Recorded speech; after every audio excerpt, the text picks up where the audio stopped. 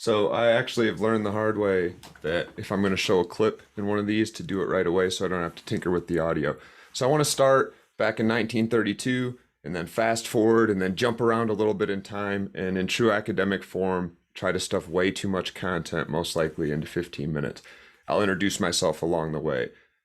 I want to start with this clip, though, to center when the war on drugs really started, because we tend to, at least in the United States, think of it like 1980s, 1970s with Nixon, maybe. Maybe it was re-upped and really started in the 90s. And there's a history that goes back actually farther than this clip, which is approximately 1932. It may actually have been the year before. But this is Harry Anslinger, the first person I know of who was part of the federal government to use the terminology of warfare.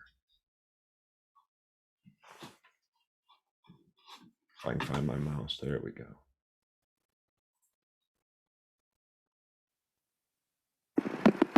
This is Harry J. Anslinger, Commissioner of the Federal Bureau of Narcotics. Oh, sorry. The Treasury Department intends to pursue a relentless warfare against the despicable, dope-peddling vulture who preys on the weakness of his fellow man.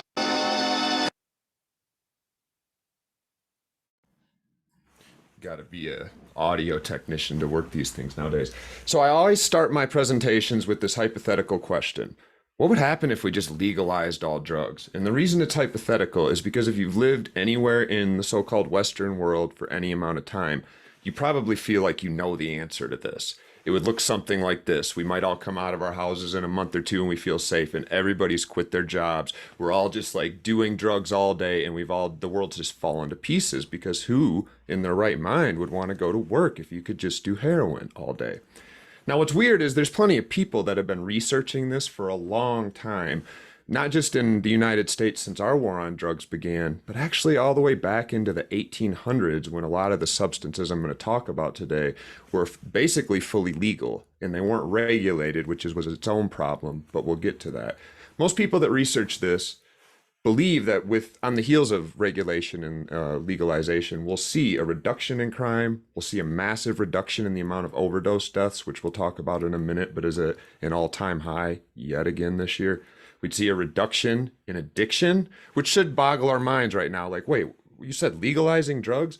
And perhaps most incredibly, we'd see a massive reduction, much like on the heels of prohibition in the United States for alcohol, on the consumption of what we consider the most potent of these drugs. Because something called the iron law of prohibition says whenever a substance is illegal, you better believe that the people smuggling it in are going to put the most potent form possible because it's got to fit in a small space. You want to smuggle 10 kilograms if you can, not 5 kilograms.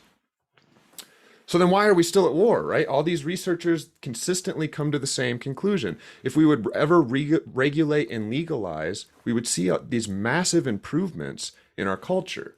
And to really unpack this, I want to go back to the past, an Upton Sinclair quote that was in his political run for office that he lost. It's really hard to get somebody to understand what you're trying to explain to them when their salary and their livelihood depends very much on them not understanding it. So since that clip of Harry Anslinger that I started with in the 1930s, what was a very small department of government with a very small budget to reach out and to hire legitimate people working pride-worthy careers who are building identities and feeding their families has mushroom clouded. And as we'll see, it's now everywhere, from the courthouse to the jails to the rehab facilities to the places that bring people in to do different sorts of programming to help people using drugs, to the police departments across the country. And there's tons of people that are making their bread in respectable legal careers managing what now amounts to the victims of the war on drugs, people who end up trapped in the system. So now I want to back up, actually fast forward, and start with what I do now before I actually back up and introduce myself, because by now you're like, well, geez, dude, you're 3-4 minutes in. Who are you? This is just a shout out to put on your radar. It's the link I shared earlier. I'm part of a group of volunteers that work through the University of Colorado in Denver, and every year we publish prisoner poetry, art, prose, editorials. I work with a lot of the folks in prison to construct academic level work and publish that. And version 19 is getting ready to come out in probably about 6 months now. If you have people who are inside or people who work with people inside, valuable resource to share. But this is personal to me. So I not only help do this magazine, but I work for the University of Colorado.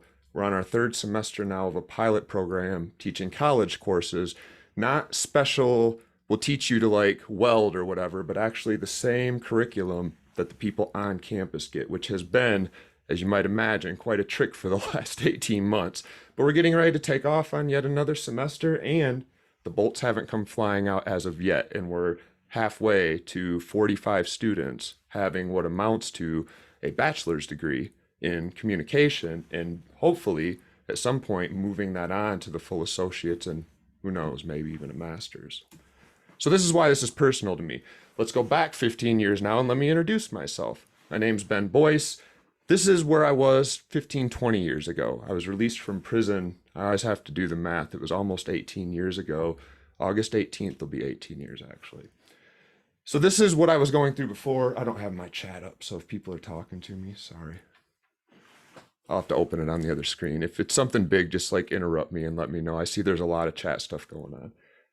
This is where I was at. I was both a methadone user once I was released from prison, and as you can see below that is my parole ID. This is the same pic they took of me on the way into prison, and I had to carry this thing around because I couldn't get a haircut before the pic for my whole prison sentence.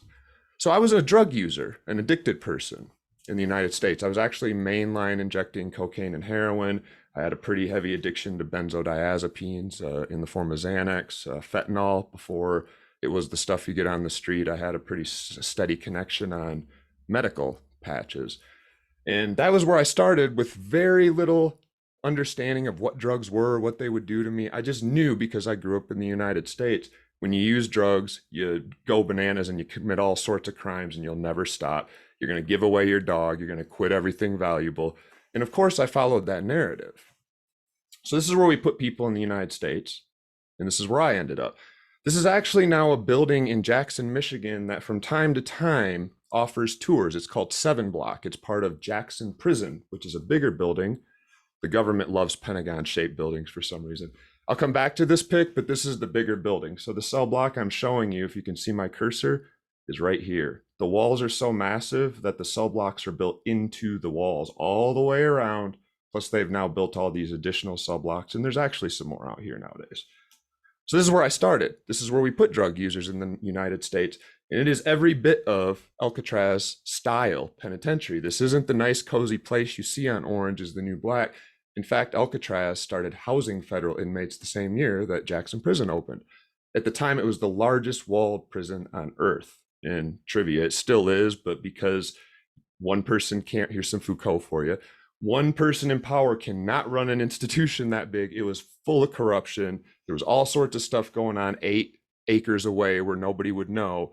And they had to split the prison into smaller divisions, but they're all still operational. So if you're ever in Jackson, if it's open, I encourage you, go take a look at this. Just be snarky when you're in there because they're making a lot of money off it. So this is what it looks like. It's 5 stories high. It's 50 cells long, and every one of those cell blocks is the same size. I was pure luck, I guess, that I wound up in 7 Block because the other cell blocks are still open. 7 Block was condemned by the fire marshal because the doors were sticking and some of the plumbing was bad. And they said, you got to fix it or get these incarcerated folks out of here. And the state realized, maybe we could just use this for tours. So our benefit, right? There's some cool pictures online that I can manage to dig up.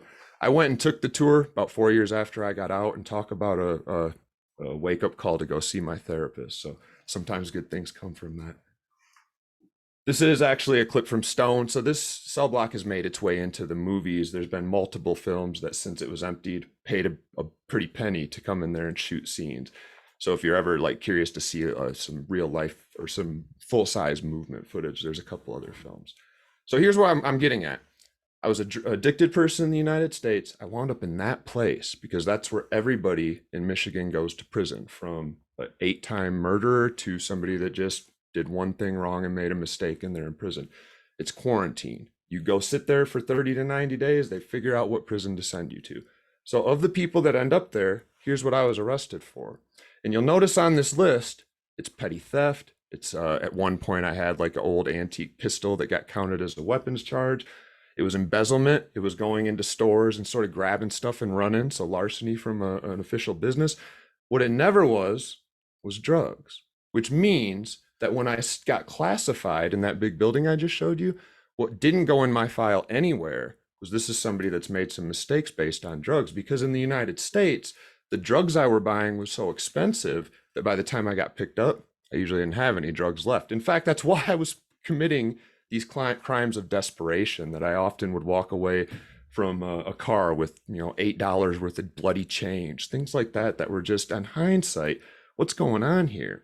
So this is what really got me interested upon my release and figuring out not only what was going on here and here, but what in the world made that beginning of life, me, right, take this path of all paths. And is the story true? Is it just that, well, you used drugs once, that's what happens? All right, so some statistics that I want to sort of weave through here. I know we're jumping back in time and then forward in time. This is right now. So in 2022, the United States is home to about 5% of the human beings on the planet, and we're home to almost 25% of the world's prisoners. And when you look specifically at the numbers, I mentioned overdose deaths, reported overdose deaths, because there's some discrepancy there, but we don't have time to talk about it today. We're at an all-time high yet again this year. The CDC is reporting 105,000 people overdosed and died from drugs last year in the United States. And in the meantime, we've got this massive prison population that all of us, unless we're in prison, are basically paying out of pocket for, because we believe that whoever is in that place, there's such a danger to the social order and to our safety, perhaps, it's worth our time to cough up $40,000 to $90,000 a year to make sure that we keep them put away safe. And when you look closely at the numbers, you'll note that at the federal level, it's about 47% of the people in prison are there for drug charges. The state level, this gets a little wonky because people like me show up. So it's about 25% are there for drugs. But if you look at the numbers of nonviolent crimes like I was there for, and a lot of the people I was locked up with were there for drugs. It just doesn't show in the paperwork. Upton Sinclair's quote that I started with is really hits home when you enter these spaces. And now, as a college professor who goes into the prisons and teaches, I'm seeing the same story reflected back at me. I'm seeing these people that have been locked up with all this talent that were for a long time convinced they didn't have that talent. They were the bad guys. They deserved what they were getting, figure out a way to weld. And now they're realizing, wait, this is not only doable, but this is fun. I'm learning. And this is where Jenny and I's research aligns a lot. Identity. The identity that we paste on somebody at different points in their life and the performances that are required to back that identity up are really powerful in ways that until recently, a lot of people have felt like it was woo-woo to really acknowledge, because it's hard to do this research without sounding like you're questioning masculinity or questioning other taken for granted systems. And quite often, that's what we should be doing. All right, so who's using all these drugs? Because if that many people are in prison, and again, hopefully all of you are thinking to yourselves, lots of people. We live in the United States. We have a long history with drugs. As we'll see in just a moment, it goes way back to before they were even illegal. But this is right now. We use more cocaine than any other country. In fact, we are basically responsible for what was the long tradition of chewing coca leaves, which have the active alkaloid for cocaine in them, being transferred into this more potent form, cocaine, which people don't seldom get anything like addicted to chewing coca leaves. But the potency piece that you have to pack this stuff into a powder because you got to hide it under a seat on a plane means that when we're using these drugs, they're far more potent than what we evolved alongside in nature. The United States use 80% of the Earth's opioids right now. 12% of us across the country are dependent on antidepressants of some sort, meaning you shouldn't quit taking them without talking to your doctor, because you're going to notice some don't feel right today. Half of us, a full half, we stop drinking the caffeine tomorrow, would detox. Now, we don't think of that for some reasons that'll probably become clear in just a sec if we make it that far, as a drug, but it would have been a drug had the government had its way. And in fact, I don't think I'll make it this far today, but you're welcome to look up a case that was in 1916 that went all the way to the Supreme Court. That was U.S. versus Coca-Cola, 40 kegs and 80 bottles, I think, of Coca-Cola, because Coca-Cola had moved away from the cocaine wine it originally was because the government was coming after that evil drug, alcohol. So Coca-Cola said, okay, Let's pull that evil alcohol out. Let's put more cocaine in, mix it with some sugar water because cocaine is gross, and sell it as a temperance drink, an alternative to the government came after cocaine. So Coca-Cola once again remanufactured and found a new drug, caffeine. The government came after caffeine, and they went all the way to the Supreme Court. The only reason we're allowed to drink caffeine in a safe, unpotent form is because they settled on a maximum amount that has long since gone out the window with drinks like Red Bull. So again, we love those things in the United States. And if you've been watching the news, we're not just talking drugs that you stick in your body, but our behavior.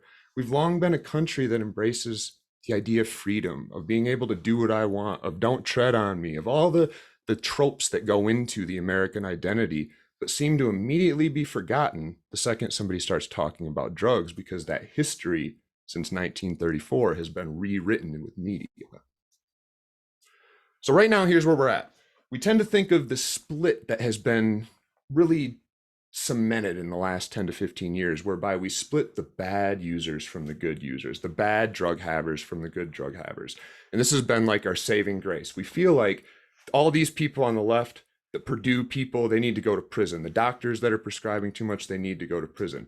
But we're not heartless. We realize the poor people that are taking drugs, they're just poor, addicted people.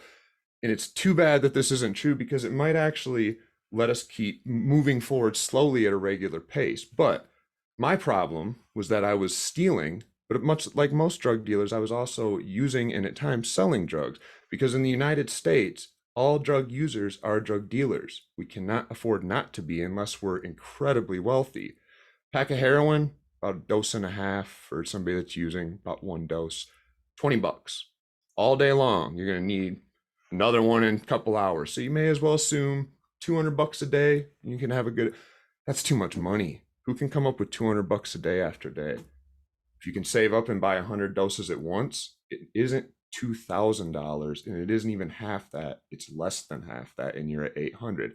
And anybody that's thinking, hey, that hustler in the back of my mind's like, well, why don't I just use for free?